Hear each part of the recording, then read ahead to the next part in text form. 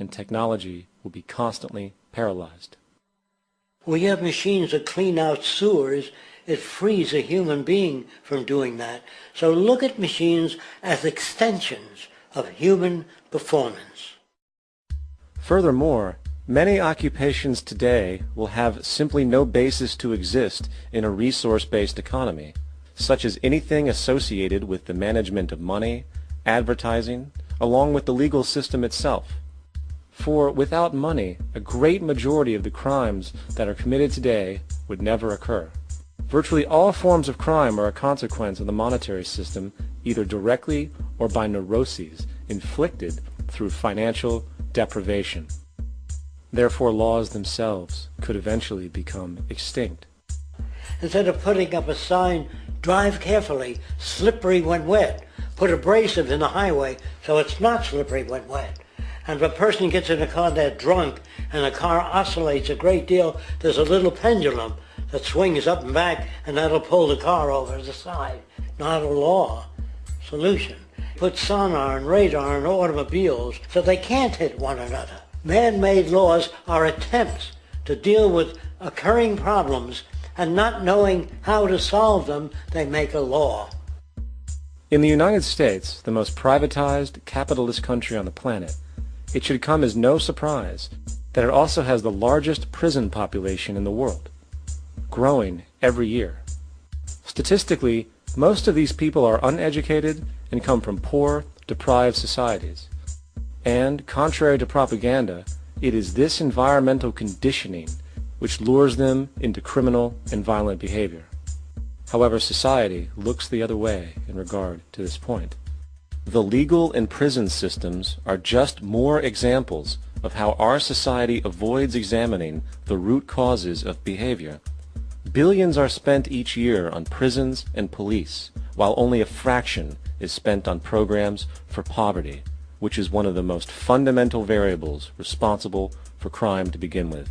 And as long as we have an economic system which prefers and in fact creates scarcity and deprivation, crime will never go away.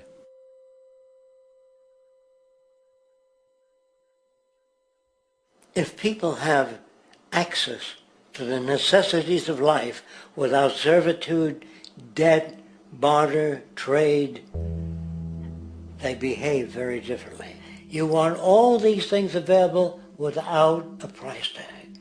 Now then, you gotta have a price tag. Well, what'll motivate people? Man gets everything he wants, he just lay around in the sun.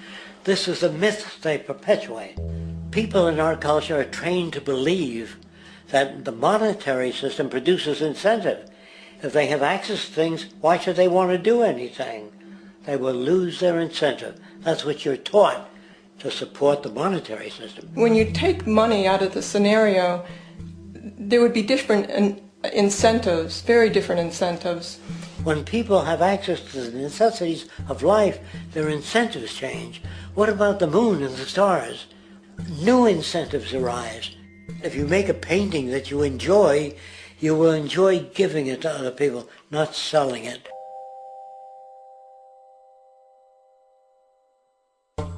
I think most of the education that I've seen today is essentially producing a person for a job. It's very specialized. They're not generalists. People don't know a lot about a lot of different subjects. I don't think you could get people to go to war if they knew a lot about a lot of things. I think education is mostly rote, and they're not taught how to solve problems. They're not given the tools emotionally or within their own field of how to do critical thinking. A resource-based economy, the education would be very different. Our society's major concern is mental development and to motivate each person to their highest potential. Because our philosophy is the smarter people are, the richer the world, because everybody becomes a contributor. The smarter your kids are, the better my life will be, because they'll be contributing more constructively to the environment and to my life, because everything that we devise within a resource-based economy would be applied to society. There would be nothing to hold it back.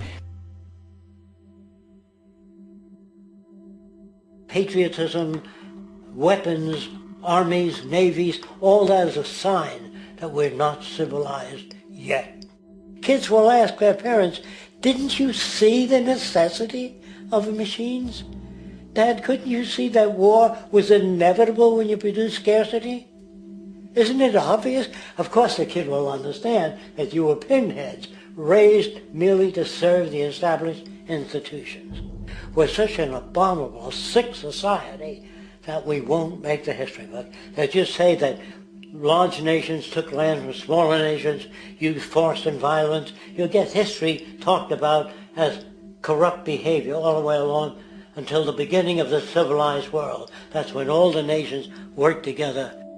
World unification, working toward common good for all human beings, and without anyone being subservient to anyone else, without social stratification, whether it be technical elitism or any other kind of elitism, eradicated from the face of the earth. The state does nothing because there is no state. There is no state.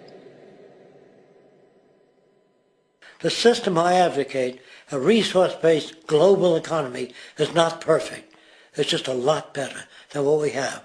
We can never achieve perfection.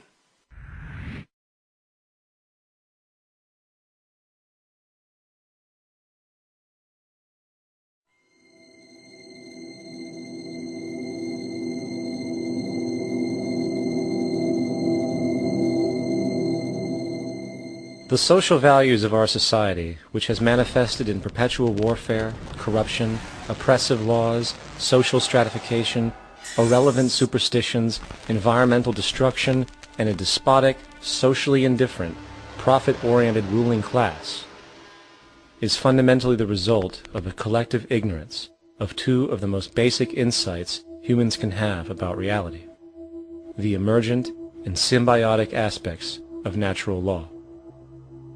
The emergent nature of reality is that all systems, whether it is knowledge, society, technology, philosophy, or any other creation, will, when uninhibited, undergo fluid, perpetual change. What we consider commonplace today, such as modern communication and transportation, would have been unimaginable in ancient times.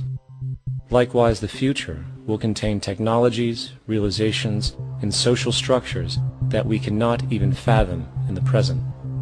We have gone from alchemy to chemistry, from a geocentric universe to a heliocentric, from believing that demons were the cause of illness to modern medicine. This development shows no sign of ending, and it is this awareness that aligns us and leads us on a continuous path to growth and progress. Static, empirical knowledge does not exist. Rather, it is the insight of the emergence of all systems we must recognize. This means we must be open to new information at all times, even if it threatens our current belief system and hence identities. Sadly, society today has failed to recognize this, and the established institutions continue to paralyze growth by preserving outdated social structures. Simultaneously, the population suffers from a fear of change, for their conditioning assumes a static identity, and challenging one's belief system usually results in insult and apprehension, for being wrong is erroneously associated with failure, when, in fact, to be proven wrong should be celebrated, for it is elevating someone to a new level of understanding, furthering awareness. The fact is, there is no such thing as a smart human being, for it is merely a matter of time before their ideas are updated, changed, or eradicated. And this tendency to blindly hold on to a belief system, sheltering it from new, possibly transforming information, is nothing less than a form of intellectual materialism. The monetary system perpetuates this materialism not only by its self-preserving structures, but also through the countless number of people who have been conditioned into blindly and thoughtlessly upholding these structures, therefore becoming self-appointed guardians of the status quo. Sheep, which no longer need a sheepdog to control them, for they control each other by ostracizing those who step out of the norm. This tendency to resist change and uphold existing institutions for the sake of identity, comfort, power, and profit is completely unsustainable and will only produce further imbalance, fragmentation, distortion, and invariably, destruction. It's time to change.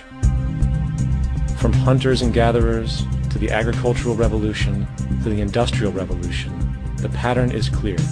It is time for a new social system which reflects the understandings we have today. The monetary system is a product of a period of time where scarcity was a reality. Now, with the age of technology, it is no longer relevant to society.